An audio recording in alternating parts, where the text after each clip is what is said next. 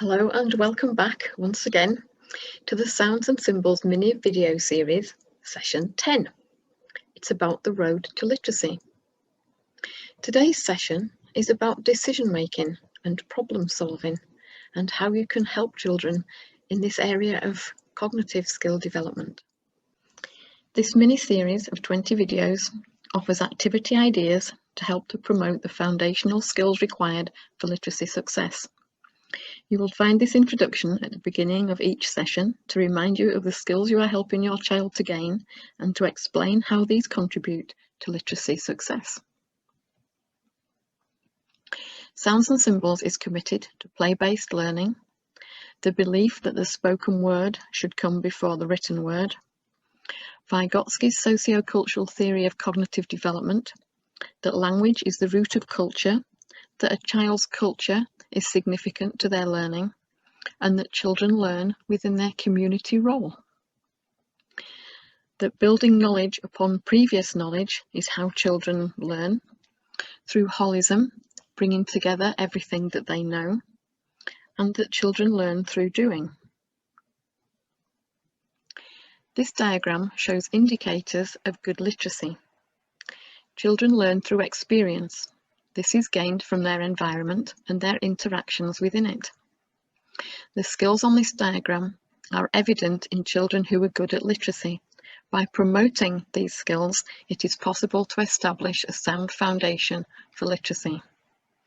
Each indicator has been identified through educational research.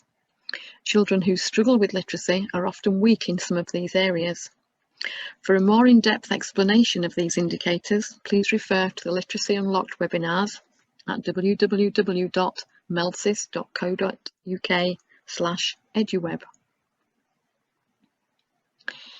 Teaching children through music is a very natural, fun and enjoyable and successful way to learn, and this is especially true of literacy because language and music have a great deal in common.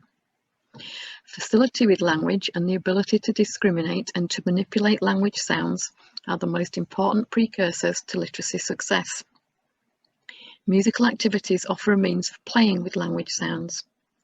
By focusing on developing an awareness of language sounds, a secure literacy foundation can be laid.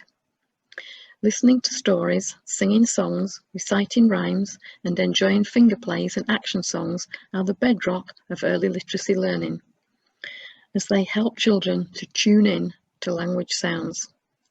They also help to create a fun and playful environment in which children can learn to identify, match, and manipulate language sounds. These skills are essential for literacy. This is about making decisions and solving problems. So children gradually learn independence by thinking for themselves and being allowed to make their own decisions. They need to be able to apply what they know to solve a problem. So thinking about what to do and making choices also helps children's literacy journey, as they think about what to write and applying what they know about letters and sounds and the relationship between the letters and sounds. So what activities can we do? So lots of problem solving activities like building. So if you're going to build a tower, you have to make sure it's got a stable foundation or else it'll fall over. So these are good for children working things out. You have to put bigger bricks at the bottom. Matching activities, working out what goes together, matching shapes. Puzzles like jigsaw puzzles, working out which pieces go where. And we said building bricks, building anything. Lego, of course, is a creative and building blocks to make something. And making things fit in a certain place. It's a very good skill for later in life when you try to move house and have to fit things in a car, when things won't fit, or a van, whatever you're moving house in. It's an amazing skill. Some people are really good at it. Fitting a quart into a pint pot. Also investigating cause and effect. What happens if you do something? How does liquid, like washing liquid, become bubbles when we blow it through a circle? How does that happen? How does a balloon become big when we fill it with air? When we cook things, our ingredients turn into something else. So you might have flour and egg and mix them together with a little bit of milk and find a few minutes later you have a pancake if you mix them together and fry them in a frying pan. Also experiment with sound making with instruments. So talk about instruments and what they might sound like. So we have a little story here. It's called the Owl Story. It's called Little Owl. It's about a little owl, and he's called Ollie. It's Ollie the Owl. Okay, I'll tell you a little story. So children choose various instruments, and the instruments make sounds that are in the story. So they have to wait and listen, and then when that sound is required in the story, they make the sound of the different animals. So before the story, you need to look at the sounds that you'll need to make and what might make these sounds. So here is a little owl. I'll show you the story. I'm going to put you on a big screen. So here is the owl. You can make one of these. It's 2 sheets of laminated card and a slider in the middle to open and close his eyes. So this is a story about Ollie the owl. You can talk about where owls live and the fact that they're nocturnal, so they come out at night, they sleep in the daytime.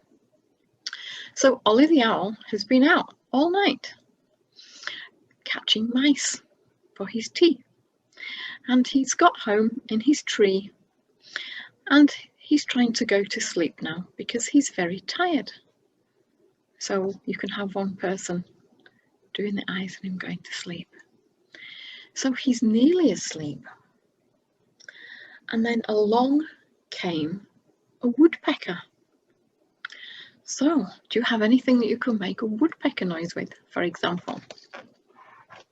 So I have here my octa chime. I think this is quite a good woodpecking noise.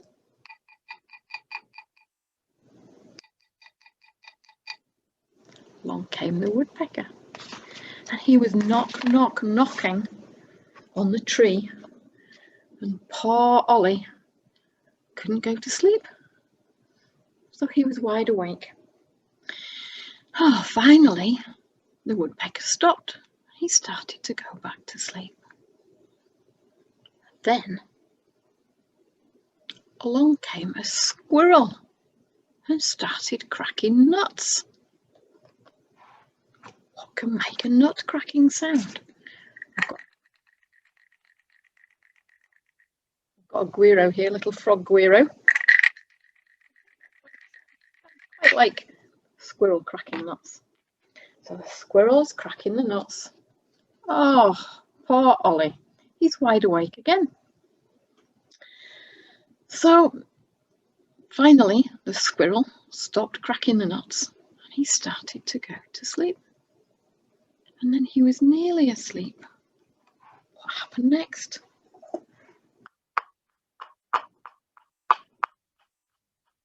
Horse came trotting down the road of coconuts. It was very loud on the road because the horse had metal shoes on and he was clip-clopping down the road. Poor Ollie, he was wide awake again. So he watched as the horse went past. Finally, all was quiet again. So he started to go to sleep. What on earth might happen next? Well, it was nearly lunchtime. And there was a school opposite the tree where Ollie lived. And the school bell rang. You might have a better school bell than me. Oh, that was too much. Not only did the school bell wake him up, but all the children running out of school, shouting, singing and playing. Oh, it was so noisy. Finally, lunchtime was over. The children went back into school, went back inside, and he tried again to go back to sleep. He was just about to go to sleep. What came next? Train came past with a very loud whistle. Oh, poor Ollie, he's just about had enough. The The train went past. He was so tired. He started falling asleep. He was just about to fall asleep, and then the rain started. Can you hear the rain? You might have a larger rainmaker than me. Look, I have this one. The rain started to fall, and there started to be a storm. And there were claps of thunder, and the rain came down. If you've got lots of children, you can make a lot more storm noise than I'm managing here. Okay. So it was very, very noisy. The thunder was clapping, the rain was beating down. Poor Ollie, he was wide awake again. Anyway, finally it stopped raining, the storm passed over. Finally, he thought he could go to sleep. But it started to get night time, and owls don't sleep at night. So he thought, you know what? I'm feeling a little hungry again now, and I really think I need to find something to eat. Anyway, he looked around him, and what was first, the squirrel? No, the woodpecker. The woodpecker was snuggling down in his nest to go to sleep. The squirrel was rolled up in his nest as well, and he was going to sleep. The horse was in his stable, all ready for the night with his rug on. He was ready to go to sleep. All the children had gone home from school. They were all snuggling in their beds, ready to sleep. The storm had gone over. It was a very quiet night. And the train was in the shed, all ready, covered up for the night, ready for the next morning. But Ollie wasn't ready. He wasn't ready at all for sleep now. He was ready to go out and find himself some tea.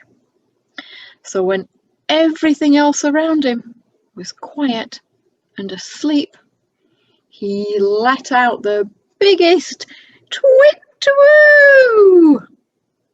So all the children have to make twit-twoo noises, and he woke everybody else up. So he got his own back, woke everybody else up in the end, but I hope he got to sleep the next night. Maybe he did. So I hope you enjoyed the story of Ollie the Owl. Maybe you could make one. Ollie the Owl is one of the activities in the Sounds and Symbols resource pack. So think about other things you can do to help children solve problems, work out what sounds would be appropriate, like in this story, which instrument would you use? And then observe each child, see how much thinking do they do about what to do next, or do they just follow other children or wait to be given instructions? Try to help them to make their own decisions, think about what they need to do and how things happen. That's all for now. I hope you enjoyed that. Thank you for watching. Have a great day, and please join me again for number 11, which is on sound discrimination. Very important for literacy. Thank you very much.